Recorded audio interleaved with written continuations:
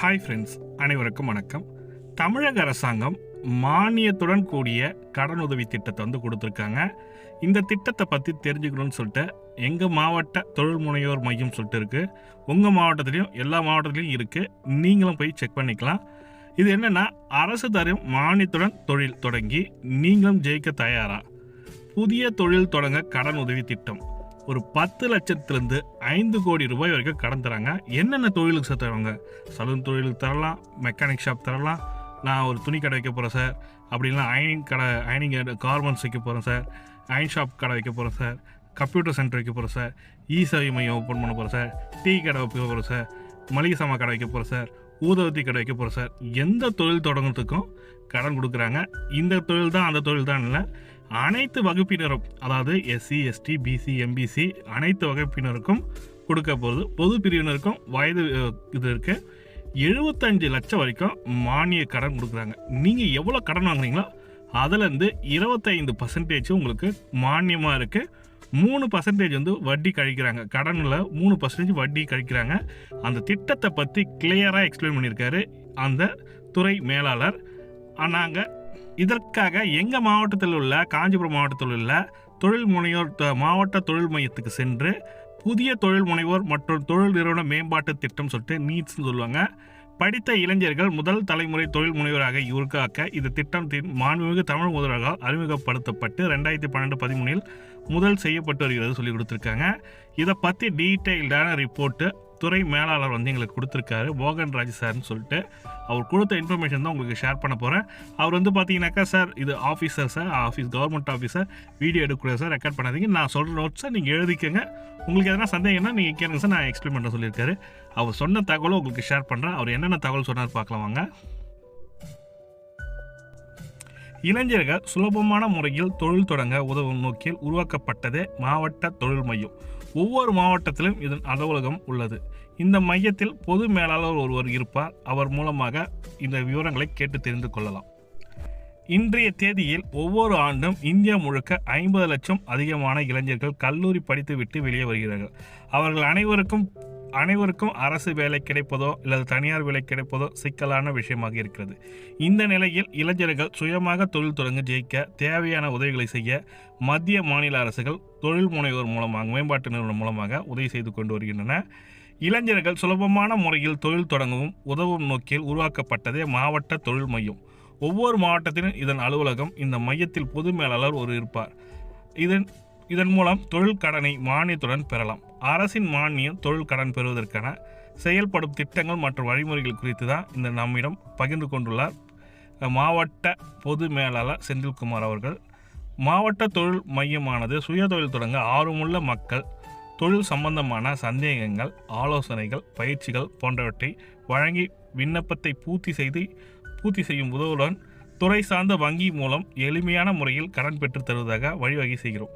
குறு, சிறு மற்றும் நடுத்தர தொழில் நிறுவனங்கள் மேம்படுவதற்காக புதிய தொழில் முனைவோர் உதவும் வகையிலும் நாட்டில் உள்ள அனைத்து மாவட்டத்திலும் மாவட்ட தொழில் உருவாக்க மையம் சொல்லிட்டு ஒன்று இருக்குது. சுய தொழில் தொடங்க ஆர்வமுள்ள தொழில் முனைவோர் இந்த திட்டத்தின் மூலமாக மாவட்டத்தில் உள்ள தொழில் மையம் பொது மேலாளரை நேரில் அணுகி ஆலோசனை பெறலாம். தொழில் முனைவோர் சமர்ப்பிக்கும் விண்ணப்பம் தொழில் மையத்தை உதவியுடன் வங்கியின் மூலம் தொழில் கடனானது வழங்கப்படும்.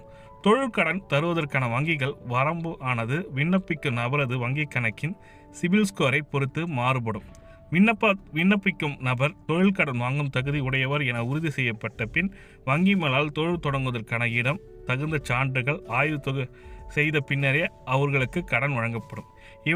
இவற்றில் அரசின் தொழில் கடனான மானிய தொகையை விண்ணப்பிக்கும் நபரது வங்கி கணக்கில் நேரடியாக செலுத்தப்படும். பார்த்தீங்கன்னாக்கா, உங்களோட சிபில் ஸ்கோரில் செக் பண்ணதுக்கப்புறம் தான் உங்களுக்கு நெக்ஸ்ட் ப்ராசஸே பண்ணுவாங்க. உதாரணமாக 10 லட்சம் மதிப்புள்ள ஒரு சேவை மையம் ஒரு நபரால் தொடங்கப்படும் போது 3.5 லட்சம் மானிய தொகை கடன் பெறுவாரின் வங்கி கணக்கில் அரசு செலுத்திவிடும். அதாவது 35% மானியம் கொடுக்குறாங்க. தொழில் தொடங்குவதற்கு அதிகபட்சம் 5 கோடி வரை கடன் உதவி கொடுக்குறாங்க.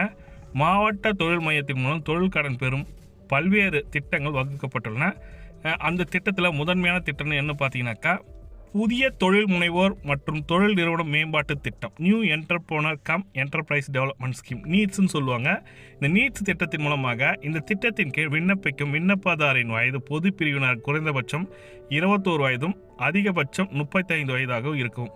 சிறப்பு பிரிவினர்கள் பார்த்தீங்கன்னாக்கா அதிகபட்சம் 45, அதாவது எஸ்சி, எஸ்டி, பிசி, எம்பிசி எல்லாத்துக்கும் சேர்த்து தான். குறைந்தபட்சம் 3 வருடங்கள் தமிழ்நாட்டில் வசிப்பவராகவும் கல்வி தகுதி 12ஆம் வகுப்பு தேர்ச்சி பெற்றவராகவும் இருக்க வேண்டும் சொல்லி கொடுத்துருக்காங்க. உற்பத்தி மற்றும் சேவை சார்ந்த தொழில்களுக்கு 10 லட்சம் முதல் 5 கோடி வரை திட்ட மதிப்பீட்டில் வரையறுக்கப்பட்டுள்ளது. இதற்கான தொழில் முனைவோரின் பங்கு தொகையானது பொது பிரிவினருக்கு மொத்த திட்ட மதிப்பீட்டில் 10%, சிறப்பு பிரிவினர்களுக்கு மொத்த திட்ட மதிப்பீட்டில் 5% ஒதுக்கப்பட உள்ளது. அதாவது உங்களோட கான்ட்ரிபியூஷன் சொல்லுவாங்க. அது வந்து பொது பிரிவின் ஜென்ரல் டர்னுக்கு வந்து 10%, பிசி, எம்பிசி, எஸ்சி, எஸ்டிக்கு வந்து பார்த்தீங்கன்னாக்கா 5% சொல்லி கொடுத்துருக்காங்க. அதை தவிர அரசின் மானியமானது திட்ட மதிப்பீட்டில் 25%, அதாவது உச்ச வரம்பு 75 லட்சம் வரை பெறலாம். மேலும் 3% வட்டி மானியமும் கடன் செலுத்தும் காலம் வரை பெறலாம் சொல்லி கொடுத்துருக்காங்க. நீங்கள் கடன் செலுத்துறீங்க, அந்த கடன் செலுத்துறதுக்கு 3% மானியம் கொடுக்குறாங்க. தமிழ்நாடு தொழில் முதலீட்டு கழகம் மற்றும் ஆணை வழங்கும் வங்கியின் மூலமாக இதற்கான முதலீட்டு தொகையை பெற்றுக்கொள்ள முடியும் சொல்லி கொடுத்துருக்காங்க.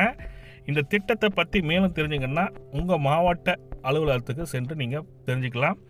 இந்த திட்டத்தில் நீங்கள் சேரணும்னு நினைக்கிறவங்க அந்த தொழிலை பற்றி ஃபஸ்ட்டு தெரிஞ்சுங்க. நல்லா அந்த தொழில் என்னென்னா, நீங்கள் என்ன தொழில் செய்ய போகிறீங்களோ அந்த தொழிலோட மூலப்பொருள் இடத்தோட வேல்யூ. இப்போ நான் ஒரு எக்ஸாம்பிளுக்கு நான் ஒரு சேவை மையம் ஓப்பன் பண்ணேன்னா எனக்கு என்னென்ன தேவைப்படும்? கம்ப்யூட்டர் தேவைப்படும், அதுக்கப்புறம் கம்ப்யூட்டர் சேவைக்கான இன்டர்நெட்டு தேவைப்படும், சேர் தேவைப்படும், டேபிள் தேவைப்படும், வர கஸ்டமர் உட்காரத்துக்கு 4 சேர், எல்லாம் எஸ்டிமேட் போட்டு இடம், இபி பில்லு, கரண்ட் பில்லு எல்லாத்தையும் எஸ்டிமேட் போட்டு எவ்வளோ செலவாகும்னு சொல்லிட்டு ஒரு கொட்டேஷன் ரெடி பண்ணிங்க. ப்ராஜெக்ட் ரிப்போர்ட்டுன்னு சொல்லுவாங்க. அந்த ப்ராஜெக்ட் ரிப்போர்ட் செய்யவும் அங்கேயே இருக்காங்க, ஹெல்ப் பண்ணுறதுக்கு ஆள் இருக்காங்க. நீங்கள் போய் எந்த தொழில் செய்ய போகிறீங்கன்றத பார்த்துக்கிட்டு அந்த தொழிலோட மூலப்பொருட்களுக்கான விலை என்ன, விலைப்பட்டியெல்லாம் வாங்கிக்கோங்க. அதை பேஸ் பண்ணி நம்ம எஸ்டிமேட் பண்ணி கொடுத்தோன்னா டெஃபினட்டாக 100% இந்த தொழில் கடனை நம்ம பெற முடியும். அரசாங்கம் வந்து பார்த்திங்கனாக்கா தொழில் கடனை ஊக்குவிக்கும் வகையில் தான் தமிழக அரசாங்கமும் கொடுத்துட்டு வராங்க. இதை போன்ற தகவல் பார்க்கணும்னு நினச்சிங்கன்னா நம்ம சேனல் சப்ஸ்கிரைப் பண்ணிங்க. மேலும் தகவலுக்கு கமெண்ட்டில் சொல்லுங்கள், டெஃபினட்டாக ஹெல்ப் பண்ணுறேன். இந்த வீடியோ பிடிச்சிருந்தால் லைக் பண்ணுங்கள், கூட சப்ஸ்கிரைப் பண்ணுங்கள். தேங்க்யூ.